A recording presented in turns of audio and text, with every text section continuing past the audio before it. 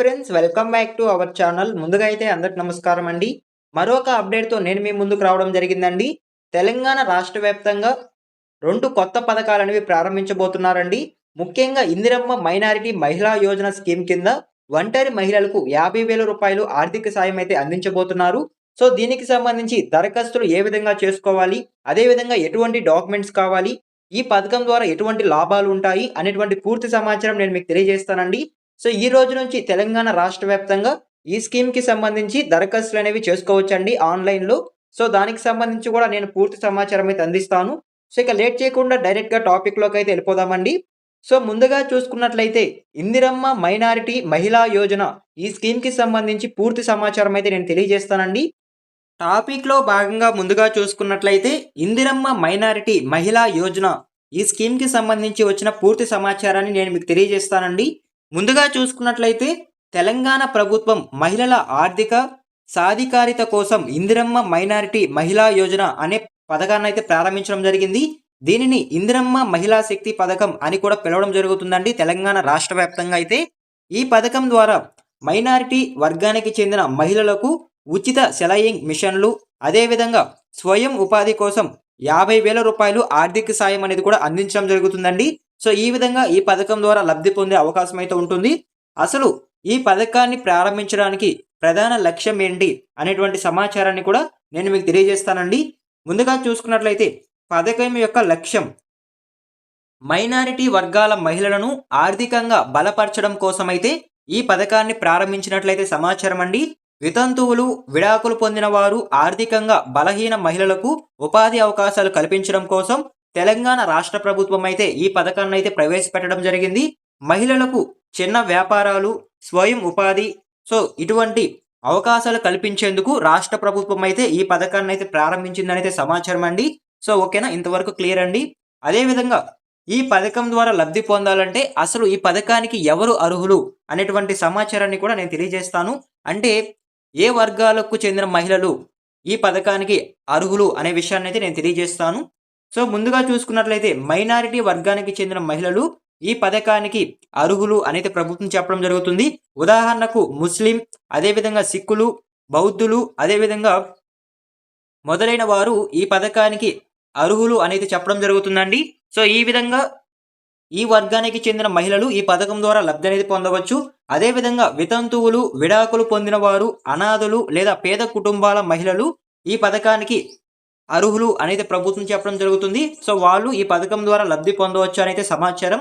అదేవిధంగా ఈ పథకం ద్వారా లబ్ధి పొందాలంటే ఖచ్చితంగా వయసు అనేది కలిగి ఉండాలండి. ఎంత వయసు కలిగి ఉంటే ఈ పథకం ద్వారా లబ్ధి పొందవచ్చు అనేటువంటి సమాచారం కూడా నేను తెలియజేస్తాను. సో, మహిళలు ఖచ్చితంగా 18 నుండి 55 సంవత్సరాల వయసు కలిగిన వాళ్ళు మాత్రమే ఈ పథకానికి అర్హులు. అదేవిధంగా ఆ మహిళలు ఖచ్చితంగా 5వ తరగతి ఉత్తీర్ణత కలిగి ఉండాలి. అంటే 5వ తరగతి వరకు ఖచ్చితంగా చదువుకొని ఉండాలి అనేది సమాచారం అండి. అదేవిధంగా కుటుంబ ఆదాయం ఒక సంవత్సరానికి నిర్దేశిత పరిమితిలో ఉండాలనేది సమాచారం. ప్రభుత్వం అయితే వాళ్ళ యొక్క ఆదాయాన్ని నిర్దేశించి ఉంటుందండి. ఇంత ఆదాయం మీరు కలిగి ఉంటేనే ఈ పథకానికి అర్హత అని. సో, ఆదాయం అయితే మీరు ఖచ్చితంగా కలిగి ఉండాలి. ఎక్కువ గనక కలిగి ఉండినట్లయితే ఈ పథకానికి అనర్హులుగా అయితే గుర్తించడం జరుగుతుంది. అదేవిధంగా ఇప్పటికే ప్రభుత్వం నుంచి ఎలాంటి లబ్ధి పొందకుండా ఉండేవాళ్ళు మాత్రమే ఈ పథకానికి అర్హులు అనేది చెప్పడం జరుగుతుంది. సో, కొత్తగా ఎవరైనా సరే ఈ పథకానికి అప్లై చేసుకోవాలి అనుకుంటే, దరఖాస్తు చేసుకోవాలి అనుకుంటే ఎటువంటి రకమైన డాక్యుమెంట్స్ అవసరమవుతాయి అనేటువంటి సమాచారం కూడా నేను మీకు తెలియజేస్తానండి. సో, ముందుగా చూసుకున్నట్లయితే నేటి నుంచి తెలంగాణ రాష్ట్ర వ్యాప్తంగా ఈ పథకానికి సంబంధించి దరఖాస్తులు అనేవి చేసుకోవచ్చు అనేది ప్రభుత్వం చెప్పడం జరిగిందండి. కేవలం ఆన్‌లైన్ ద్వారా అయితే మీరు దరఖాస్తులు అనేవి చేసుకోవచ్చు. ఆఫ్‌లైన్ ద్వారా అయితే చేసుకోవడానికి అవకాశం లేదు అనేది ప్రభుత్వం చెప్పడం జరిగింది.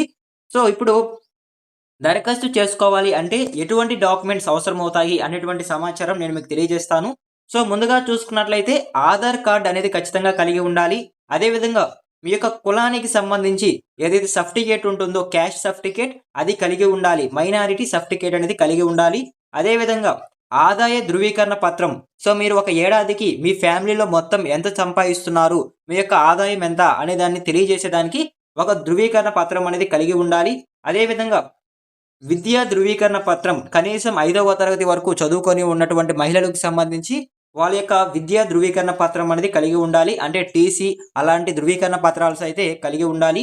అదేవిధంగా పాస్‌పోర్ట్ సైజ్ ఫోటోలు. సో, మీ యొక్క పాస్‌పోర్ట్ సైజ్ ఫోటోలనేవి కలిగి ఉండాలి. అదేవిధంగా బ్యాంక్ ఖాతా వివరాలు. సో, మీ యొక్క బ్యాంక్ అకౌంట్ ఏదైతే ఉంటుందో సో, దానికి సంబంధించి వివరాలనేవి కూడా తీసుకొని వెళ్ళాల్సి ఉంటుంది. సో, మీరు ఆన్‌లైన్‌లో దరఖాస్తు చేసుకునేటప్పుడు ఇవన్నీ అయితే సబ్మిట్ చేయాల్సి ఉంటుందండి. సో, ఓకేనా? మీకు క్లారిటీగా అయితే అర్థమైందని అనుకుంటున్నాను. సో, అదేవిధంగా ఈ డాక్యుమెంట్స్ అన్నీ తీసుకున్న తర్వాత దరఖాస్తు ఏ విధంగా చేసుకోవాలి అనే విషయానికి గనక వచ్చినట్లయితే టీజీ ఓబీఎంఎంఎస్ పోర్టల్‌లో అయితే మీరు డైరెక్ట్‌గా దరఖాస్తు అనేవి చేసుకోవచ్చండి. సో, ఓన్లీ ఆన్‌లైన్‌లో మాత్రమే అప్లికేషన్స్ అనేవి స్వీకరించబడతాయి అనైతే చెప్పడం జరిగింది.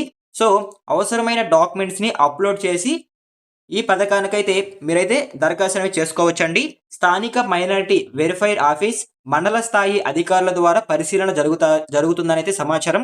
సో, మీరు ఏవైతే దరఖాస్తు అనేవి చేసుకొని ఉంటారో సో, ఆ దరఖాస్తులని వీళ్ళ చేత అయితే పరిశీలించడం జరుగుతుంది. అర్హులైన మహిళలకు ఉచితంగా సెలయింగ్ మేషన్ లేదా 50,000 ఆర్థిక సహాయం మంజూరీ అవుతుంది. సో, ఓకేనా? ఈ పథకం ద్వారా అయితే ఈ లాభం అయితే ఉంటుందండి. సో, ఓకేనా? మీకు క్లారిటీగా అయితే అర్థమైంది అనుకుంటున్నాను. సో, నెక్స్ట్ వీడియోలో ఈ పథకానికి సంబంధించి ఆన్‌లైన్‌లో దరఖాస్తు ఏ విధంగా చేసుకోవాలి? ప్రాసెస్ ఏ విధంగా ఉంటుంది? అనేటువంటి సమాచారాన్ని నేను మీకు తెలియజేస్తానండి. ఆ వీడియోని మీరు మిస్ అవ్వకుండా ఉండాలంటే మన ఛానెల్‌ని సబ్స్క్రైబ్ చేసుకొని పక్కనే ఉన్న బెల్ ఐకాన్ అయితే ఆన్‌లో పెట్టుకోండి. సో, ఇవాల్టి వీడియో అయితే ఇంతేనండి. ఈ వీడియో మీకు నచ్చినట్లయితే ఖచ్చితంగా లైక్ చేయండి. ఎండ్ వరకు చూసుంటే థాంక్ యూ ఫర్ వాచింగ్.